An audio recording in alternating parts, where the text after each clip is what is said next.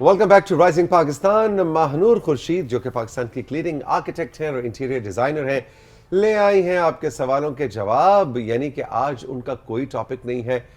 हमारे WhatsApp number की lines open है, स्क्रीन पे नंबर आवेजा होने जा रहा है N3 N2 and 1 030889369949। इस पे जल्दी से सवाल भेजिए महानूर के लिए और वो आपके लिए कहते हैं कि मतलब हाथ के हाथ बिला किसी मुआवजे के free of cost $1 million advice आएंगी महानूर से। गुड मॉर्निंग, अस्सलाम वालेकुम। गुड मॉर्निंग, अस्सलाम वालेकुम। क्या हाल है आपके? बिल्कुल ठीक, बिल्कुल ठीक। अच्छा, जिस दिन तुम कोई प्लान करके लाती हो जी जी, वो ज्यादा आसान होता है या सवालों के जवाब देना? आई थिंक प्लान ज़्यादा आसान होता है, क्योंकि सवालों के जवाब तो फिर सारे स्पेक्ट्रम के आ सकते हैं, कुछ भी आ सकते हैं और मुझे नहीं पता होता कि क्या क्या क्वेश्चंस आए। But I am excited, let's see. तैयार हैं आप? या वो कहते हैं हॉट सीट पे बैठ के ना आई नो लगता है फाइनल राउंड होने लगा है। No, but I think this is गाड़ी हम इम्पोर्टेंट। आपको देने लगे हैं, देखते हैं आप गाड़ी जीतती हैं कि नहीं जीतती। But I think this is important, क्योंकि मैं तो अपना पर्सपेक्टिव बता रही होती हूँ यूजुअली जब मैं टॉपिक्स लेकर आती हूँ। इस तरह एटलीस्ट ये होता है कि मुझे ये समझ आती है कि लोगों के क्या प्रॉब्लम्स हैं actually, and I am very happy to be helpful if I can be in any बिल्कुल वे। ठीक, बिल्कुल ठीक। अच्छा जी, अदीला और शकिया ओके, एबटाबाद से, ऑलराइट। और अदीला का सवाल है कि तौसीक अंकल महानूर आपी से पूछ के बताएं कि कर्टन्स किस कपड़े के होने चाहिए आने वाले मौसम में।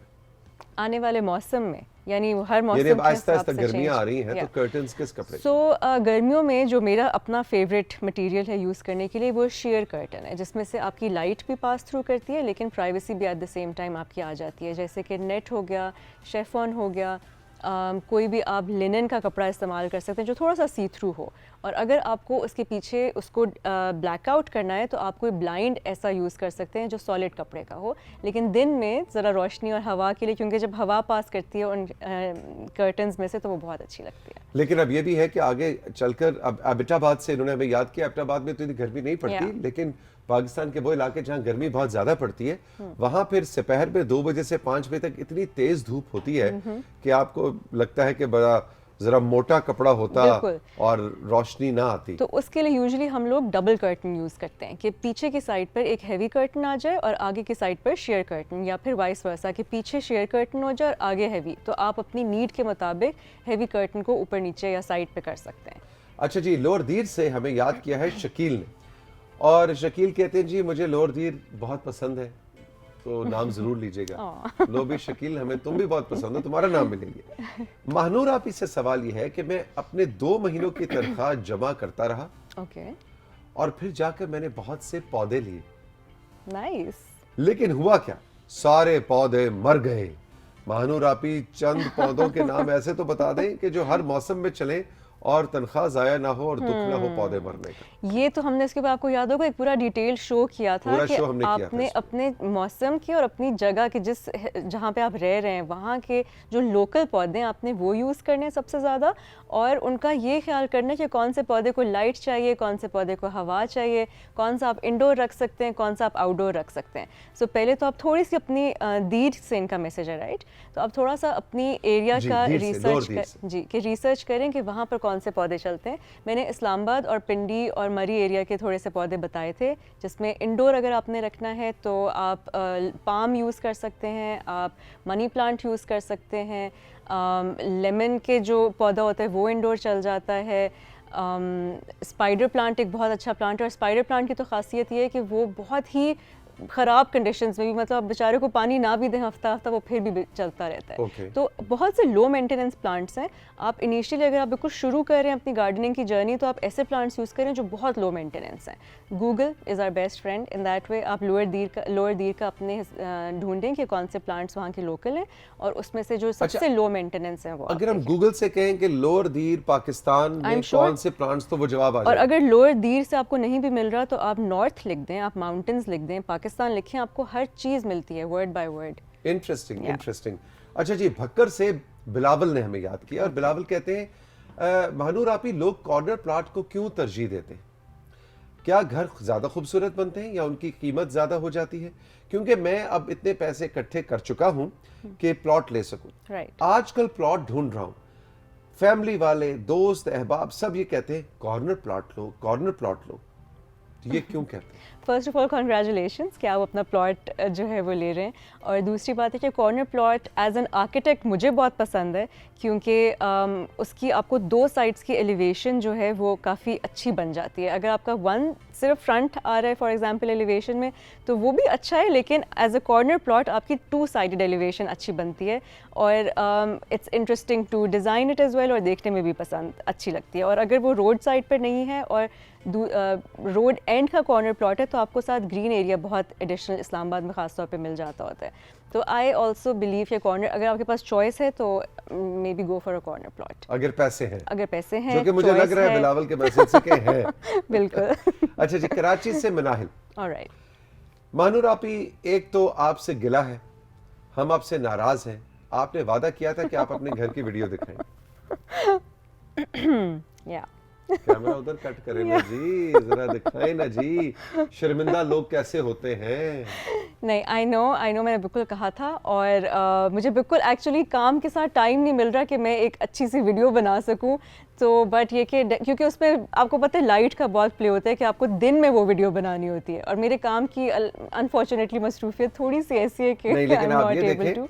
आप ये देखें कि राइजिंग पाकिस्तान के फैंस और आपके फैंस जो है वो याद रखते No, हैं। I will इंशाल्लाह अभी कराची से मनाहिल जो है वो ये- आपकी फॉलोअर हैं और वो कह रही हैं कि आपके घर की वीडियो हमें चाहिए। इंशाल्लाह सून। कह रही है, लेकिन फिर भी गिला दूर करते हुए एक सवाल कर लेती हूँ Okay. कि शहरों में बनने वाले घर लगते तो बहुत प्यारे हैं, लेकिन खास तौर पे कराची जैसे इलाके में वेंटिलेशन का कोई प्रॉपर इंतजाम ना हो तो गर्मियों में बहुत ज्यादा हब्स का मसला हो एब्सोल्युटली, जाता बिल्कुल। है। इसका कोई हल बताएं। इसका एक बहुत इजी हल है जो कि बहुत सालों से हिस्टोरिकली भी आर्किटेक्चर में यूज़ होता रहा है, और वो है विंड चैम्बर्स का, जिसके अंदर आप अपने घर के अंदर इस तरह के चैम्बर्स छोड़ते हैं। चिमनी टाइप चैम्बर होता है जिसके अंदर से हवा आपकी थ्रू विंडो एंटर होती है और ऊपर चिमनी के थ्रू एग्जिट करती है। सो यानी कि गर्म हवा आपकी सारी गर्मी लेके घर की, और फिर वो ऊपर चिमनी से एग्जिट कर देती है और आपके घर को ठंडा रखती अरे है। वाह। जिस तरह हमने रोशनदानों का कॉन्सेप्ट देखा बिल्कुल, है, बिल्कुल, इसी बिल्कुल। तरह ये विंड चैम्बर्स होते हैं। अच्छा, तो और ये पॉसिबल है यहाँ पे? बिल्कुल पॉसिबल है। और कराची के जो पुराना आर्किटेक्चर है, अगर आप उसको कभी स्टडी करें तो उसमें ऑलमोस्ट हर घर में, हर बिल्डिंग में ये इस तरह के कॉलम्स होते थे, इस तरह के चैम्बर्स होते थे। तो आप अगर वही बात है कि we should learn from our history. हमारा जितना आर्किटेक्चर विद कॉन्टेक्स्ट बना हुआ है, दैट्स द मोस्ट हेल्पफुल। जो हम मॉडर्न टेक्निक्स यूज़ करते हैं, फॉर एग्जांपल आप कराची में बैठकर आप किसी नॉर्थ की कंट्री का आर्किटेक्चर अगर फॉलो करेंगे तो आपका कभी भी घर कंफर्टेबल नहीं होगा। तो जो बीच साइड है जिस तरह कराची एक, तो आप इस तरह के कोस्टल एरियाज़ का आर्किटेक्चर देखें और अपने पुराने आर्किटेक्चर से लर्न करें। Very nice. अच्छा जी, चकबेली से शाहिदा कहती है, मानूर आपी, मुझे छोटे गेट बहुत पसंद है। ओके। जैसे कि टर्की में लोग अपने घरों के सामने छोटे छोटे गेट बिल्कुल। लगवाते हैं।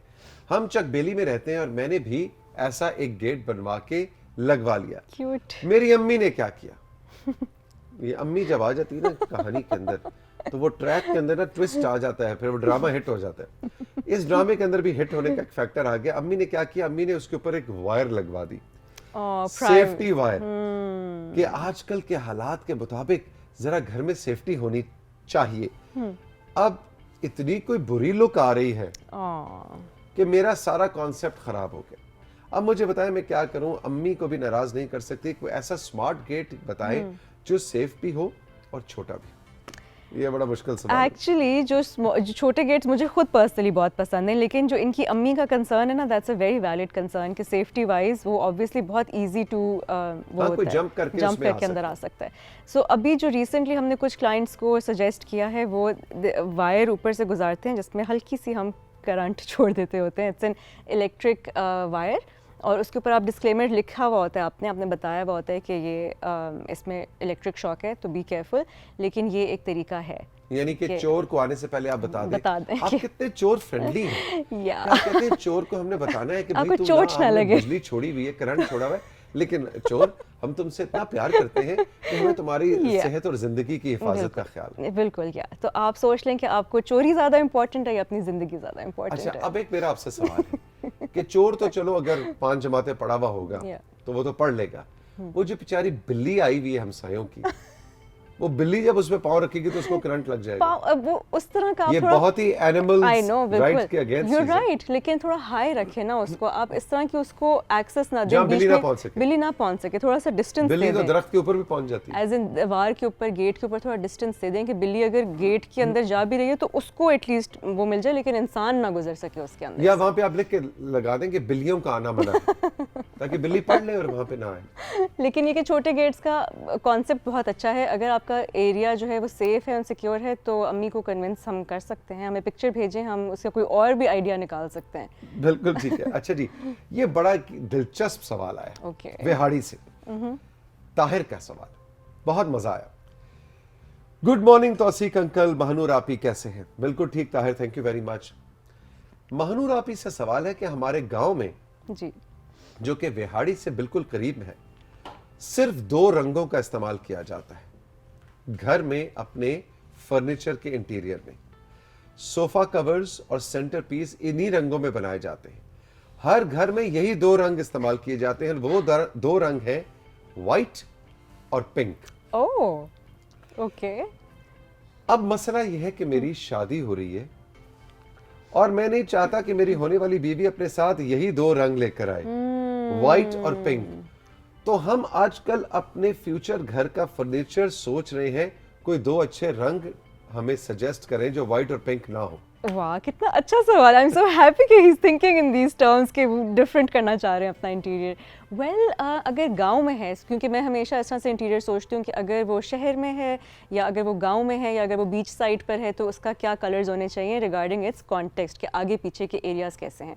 सो अगर गाँव में है तो आई थिंक आप, एक कलर होता है टेराकोटा, मट्टी का जो कलर होता है, ऑरेंजिश ब्राउन कलर होता है वो, और वो बहुत खूबसूरत कलर है to use in earthy interiors, यानी कि जो थोड़े आप अगर गांव टाइप आप एक फील दें उस इंटीरियर के अंदर, तो एक ये ऑरेंज टेराकोटा कलर यूज़ करें। और साथ थोड़े ऐड ऑन करने के लिए, वैसे तो बेस कलर आप ऑफ वाइट भी रख सकते हैं, वो जो लाइट ब्राउन ऑफ वाइट सा कलर होता है, और फिर उसमें थोड़ा स्प्लैश ऐड करने के लिए टर्कोइज कलर यूज करें एक्सेसरीज के लिए। ठीक है। सो टेराकोटा एंड टर्कोइज, ये 2 बहुत खूबसूरत कलर कॉम्बिनेशंस हैं। किसी भी आप मेन न्यूट्रल कलर के साथ इसके यूज करें ऑफ वाइट के साथ, तो आई एम श्योर कि बहुत अच्छा लुक और आएगा। फिर जब गांव वाले आपके घर आएंगे और कहेंगे हैं ये कैसा घर है जो हमारे गांव का घर नहीं लगा, इसमें तो ना पिंक है ना व्हाइट है ना? फिर वो कहेंगे अब आप हमें और मशवरे दें, फिर वो उनसे मशवरे मांगेंगे गांव वाले। अच्छा जी, समनाबाद लाहौर ओके। से हमें नुसरत ने याद किया। नुसरत का सवाल ये है कि मानूर आपी, मेरे जहेज के सामान को दीमक लग गई है। Oh no, oh no. Nusrat, ये ऐसा तुमने मसला बताया है कि मेरा तो दिल दुखी हो गया। अच्छा जी, दीमक लग गई है जहेज के सामान को, बाजी प्लीज कोई ऐसा हल बताएं। इतना भारी फर्नीचर मैं धूप में ले जाकर नहीं रख सकती। लोग कहते हैं धूप में रखो दीमक खत्म हो जाएगी, लेकिन क्या करूं, कोई हल बताएं। ओह आई एम सो सैड, है ना? क्योंकि फर्नीचर को आपको पता है अगर एक दफ़ा दीमक लग जाए तो it's very hard to get rid of it. मुश्किल आपको होता है ना पहले उससे जान कोशिश, छुड़ाना। जी पहले जो है वो उसको प्रोटेक्टेड रखना ज़रूरी है कि आप उसको ऐसी जगह पे ना रखें जहाँ पे दीमक हो, क्योंकि एक दफ़ा दीमक लग जाए तो आपको बार बार हटानी पड़ती है और वो इतनी बुरी तरह इन्फेस्ट कर जाती है। आप कोशिश करें कि दीमक के कंट्रोल वाले केमिकल्स कुछ मिलते हैं, दीमक कंट्रोल के जो एक्सपर्ट्स हैं उनको कॉल करें, थोड़ी सी उनसे इन्फॉर्मेशन लें। लेकिन अभी तक मैंने जितना देखा है उसमें यही है कि दीमक जब एक दफ़ा लड़ जाती है तो थोड़ा सा उसको मुश्किल हो जाता है ख़त्म करना दोबारा।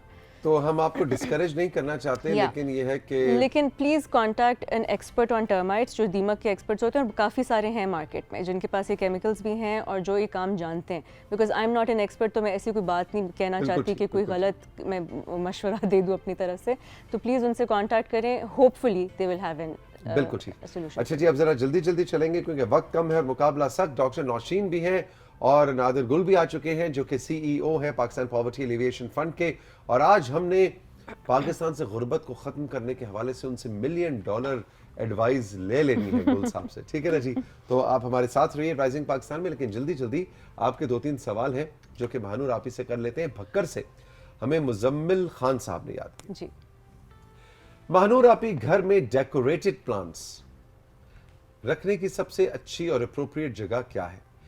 मतलब ये है कि सिर्फ मेन गेट के बाहर रखें, कारपोच पे रखें, किचन में रखें, कमरों में रखें, किचन के अलावा टीवी लाउंज भी एक ऑप्शन है, छतों पे भी लोग रखते हैं। सही जगह क्या है डेकोरेटेड प्लांट को रखने की जहाँ पे वो अच्छा लगे? प्लांट की तो सब जगह है। सो अगर आप फॉर एग्जांपल अपने लाउंज में सोफ़ा आपका पड़ा हुआ है तो किसी को जो कॉर्नर बन रहा है कोई भी वहाँ पर आप रख सकते हैं। अगर छोटे प्लांट्स हैं तो जहाँ पर आपके साइड टेबल्स आ रहे हैं सोफ़ों के साथ, आप उनके साथ नीचे रख सकते हैं। वॉशरूम की खिड़कियों में रख सकते हैं, किचन की विंडो सिल्स पे रख सकते हैं। बेडरूम में अगर कोई स्टडी टेबल का कॉर्नर है या कोई भी विंडो के साथ कॉर्नर बन रहा है वहाँ पर रखें।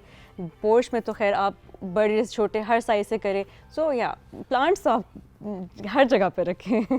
चीचा वतनी से हमें याद किया है लुकमान सिंधु साहब ने। ओके। और चीचा वतनी से सवाल आया है कि जी हमारे घर में चूहे बहुत ज्यादा हो गए, ओह नो। कोई इलाज बताएं प्लीज।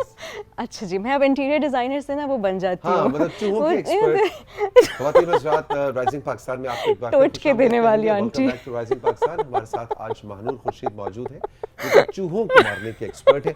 महानूर बहुत बहुत शुक्रिया, आपने वक्त निकाला अपनी मुस्कुराहट में से।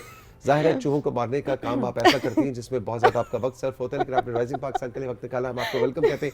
जल्दी से बताएं कि नहीं चूहों नहीं, को फर्स्ट मारने of all I like to say thank you कि आपने मेरा हिडन टैलेंट डिस्कवर किया। सो आई थिंक चूहे मारने के लिए दवाइयाँ मिलती हैं मार्केट में। आप वो दवाई खरीदें। मतलब ये आर्किटेक्ट है, इंटीरियर डिजाइनर है, लेकिन अब मेरा ख्याल है साइड बिजनेस मानूर तुम्हारा बहुत अच्छा चूहे मार शुरू हो गया। भाई चूहे मारने की दवाइयाँ लें और बिल्लियां रखें। चूहों से जान छुड़ाने के लिए बिल्ली घर में रखें, चूहे नहीं आएंगे, है ना? बिल्कुल सही है। अच्छा जी। अच्छा, ये सवाल मुझे कोई इतना समझ नहीं आया। अटक से रमीज इकबाल, आखिरी सवाल है। मानूर आप ही घर में वॉशरूम मेरा ख्याल है कहना चाह रहे हैं कि टॉयलेट और बाथरूम अलग अलग होने चाहिए या कंबाइन? अच्छा, वार्डरोब और वॉशरूम नहीं, या बाथरूम और वॉशरूम उन्होंने लिखा है। ओके। मेरा ख्याल है कहना चाह रहे हैं कि टॉयलेट टॉयलेट एंड और बाथरूम जो है या यानी टॉयलेट सीट और नहाने की जो जगह है वो अलग अलग होनी चाहिए या एक होनी ये बहुत अच्छा सवाल है। मुझे पर्सनली जो है वो बीच में पार्टीशन काफ़ी ज़रूरी लगती है कि अगर आपका जहाँ पर टॉयलेट है उस एरिया में और जो आपका शावर एरिया है उसमें थोड़ी सी अगर पार्टीशन आप दे सकते हैं तो आप ज़रूर दें। अगर तो उसको कम्प्लीटली कॉर्डन ऑफ कर सकते हैं कि बीच में एक स्लाइडिंग डोर आ जाए या ओपनेबल डोर आ जाए, वो भी बहुत अच्छा है। और कम्प्लीटली कॉर्डन ऑफ नहीं करते तो एक आप हाफ सी दीवार खड़ी कर सकते हैं। बिल्कुल ठीक है। अच्छा जी, आखिरी सवाल नहीं है, आपके लिए मशवरा है अगले सेगमेंट के लिए। इकरा ने आरिफ वाला से हमें याद किया और कह रही मानूर आप ही आपके लिए एक सेगमेंट का मशवरा देना चाहती हूँ, छोटे बच्चों के कमरों को कैसे सेट किया जाए। ठीक है ना जी? तो आने वाले दिनों में महानूर आप ही इस हवाले से आपके लिए सेगमेंट तैयार करके लाएंगे कि छोटे बेबीज और छोटे बच्चों के कमरों का इंटीरियर कैसा होना चाहिए। Thank you very much. लेकिन अब जल्दी जल्दी कुछ इनके भेजे गए तस्वीर और मैसेजेस को टेकअप करते हैं क्योंकि डॉक्टर नौशीन बिल्कुल तैयार बैठी। अच्छा जी, सबसे पहले नौरीन मुर्तज़ा ने मुल्तान से पिक्चर्स भेजी हैं। ओके, सो नौरीन मुर्तज़ा की मुल्तान से पिक्चर्स क्या आई हैं जी? वो हो वाह वाह जी, नौरीन बहुत अच्छी पेंटिंग करती हैं। और नौरीन हम आपको वेलकम कहते हैं। ब्यूटीफुल ब्यूटीफुल पेंटिंग, जबरदस्त, वाह जी वाह। भाई देखो, नौरीन को तो किसी की बर्थडे पे गिफ्ट देने के लिए अपनी पेंटिंग से काफी है। अमेजिंग, वेरी नाइस, वाह भाई। ये तो मानूर तुम लग रही हो। रियली? सीरियसली? अच्छा जी, शाह हुसैन फ्रॉम गिजर। गिजर से शाह हुसैन ने क्या भेजा है? गिजर वालों को वेलकम कहेंगे। ओए होए होए होए भाई, ये तो बड़ा कोई सीन है शाह हुसैन। ठंडा मौसम, ये तो ब्रेकअप वाली मुझे लोकेशन लग रही है। शाह हुसैन तुम्हारा ब्रेकअप तो नहीं हुआ था, तुम यहाँ पे गए हुए थे और वहाँ जाके तस्वीरें खींची, हमें जरूर बताना। Wow beautiful. जीशान फ्रॉम लैया। जो जी लैया वालों को वेलकम कहेंगे राइजिंग पाकिस्तान में। अरे वाह, अच्छा ये क्या फल है भाई? चेरी? इंजीर है? इंजीर है जी। इंजीर नहीं, इंजीर नहीं है, चेरी, आलूचे, आलू बुखारे, बेर, क्या है ये? पर आलूचे का मौसम नहीं है सो। नहीं, बेर नहीं, इंजीर तो बिल्कुल भी नहीं है। अच्छा भाई ये बताएं आप ये क्या है? ये तो हमें नहीं समझ आ रही किसी को। बेर लग रहे हैं। अच्छा चलो जी, बेर है जी। नहीं, बेर नहीं है। आसिफ शाह कह रहा है बेर नहीं है। चलो भाई लेट्स सी, ये जिन्होंने भेजी है आप हमें अगले मैसेज में बताएं क्या है जी। इसके बाद चक नंबर 18 डीबी मियां वाली से हसन ने पिक्चर्स भेजी। लो जी, चक 18 मियां वाली से हसन। Oh wow, beautiful. 100 में से 111 नंबर। जबरदस्त भाई हसन, ब्यूटीफुल फोटोग्राफी, मजा आ गया भाई, वेरी नाइस, शाबाश, जबरदस्त। अलिशबा फ्रॉम मियां वाली। मियां वाली से एक और एंट्री आई है जी। अलिशबा, ओहो, Oh, ये तो मेरा cute. दोस्त आ गया। अच्छा जी, कंट्रोल रूम कह रहा है जी तौसीक अंकल नाम रखें। नाम रखा है जी चिट्टू। नहीं नहीं नहीं, चिट्टू नहीं भाई, भाई का स्वैग है, ऐसे चिट्टू वाला नाम नहीं रखते। ये नाम हमने रखा है मीनू। Aw, मीनू नाम रखा है जी, कबूल फरमाइए। cute. Very good, very good. Oh, very cute. अच्छा जी, कुछ मैसेजेस हैं अब। जी। कराची से अनम राव का मैसेज है। अस्सलाम वालेकुम तौसीक अंकल, इस दफ़ा सालगिरह पर आपने कहा कि मैं 54 का हो गया हूँ। सर आप माशाल्लाह 54 साल के लगते नहीं हैं, प्लीज़ अपनी नज़र उतारा करें, अल्लाह आपको लंबी ज़िंदगी दे। थैंक यू सो मच, बहुत बहुत शुक्रिया, बहुत बहुत शुक्रिया। जी, वैसे मैं आपको बताऊं, एजिंग भी एक बहुत ही खूबसूरत अमल है। हम अमूमन कहते हैं कि अच्छा आप 54 के, अच्छा मैं 54 का हुआ हूँ कल, तो मैं लगता नहीं हूँ। सब कहते हैं कोई 70 का है, 60 का लगता है। इसके अंदर भी एक बहुत चार्म और बहुत खूबसूरती है, लेकिन वक्त के साथ साथ अपनी एज को ओन करना भी बहुत ज़रूरी है। Yeah. रब ने आप पे इतना करम किया है कि आप इस उम्र में पहुंचे, आपने वो विजडम हासिल की, आपने तजुर्बा हासिल किया। तो मैं तो बड़ी खुशी से अपनी उम्र को ओन भी करता हूँ और लुक फॉरवर्ड करता हूँ कि मैं 60 का हूँ, 70 का हूँ, तो सोचिए ये बचपना शायद ख़त्म हो जाए। अच्छा जी, इसके बाद उमर हयात ने नौशहरा से मैसेज किया है। अस्सलाम वालेकुम अंकल तौसीक हैदर, बहुत खुशी से आपको बताते हैं कि हम आपको बचपन से देखते आ रहे हैं, लेकिन आज भी आपसे उतना ही प्यार करते हैं जितना बचपन में किया करते थे। आजकल हमारे यूनिवर्सिटी के दिन चल रहे हैं, ज़िंदगी बदल गई लेकिन यादें अब भी वही हैं। अरे उमर हयात, थैंक यू सो मच, आप यूनिवर्सिटी में पहुंच गए। आप जब छोटे छोटे थे और मैं आपको ये शो में कार्टून दिखाया करता था, तो उस वक्त मेरी कोशिश होती थी आप जैसे बच्चे जो हैं उनको मैं गलत मशवरे दूं। अब आप बड़े हो गए, अब जो बच्चे हैं उनको मैं गलत मशवरे देने की पूरी कोशिश करता हूं। लेकिन on a serious note, I am so happy आप यूनिवर्सिटी पहुंच गए। अल्लाह ताला आपके करियर में बरकत डाले और आप अच्छा सा प्रोफेशन इख्तियार करें। तौसीक सर, जब आपके अम्मी, अच्छा ये मैसेज है हबीबा हुरैन का नौशहरा से। ओके। ठीक है, तौसीक सर, जब आपके अम्मी और अब्बू हयात थे तो वो आपकी बर्थडे को कैसे मनाते थे? क्या सालगिरह के दिन आपकी पसंद का खाना बनता था या बाहर घूमने जाते थे?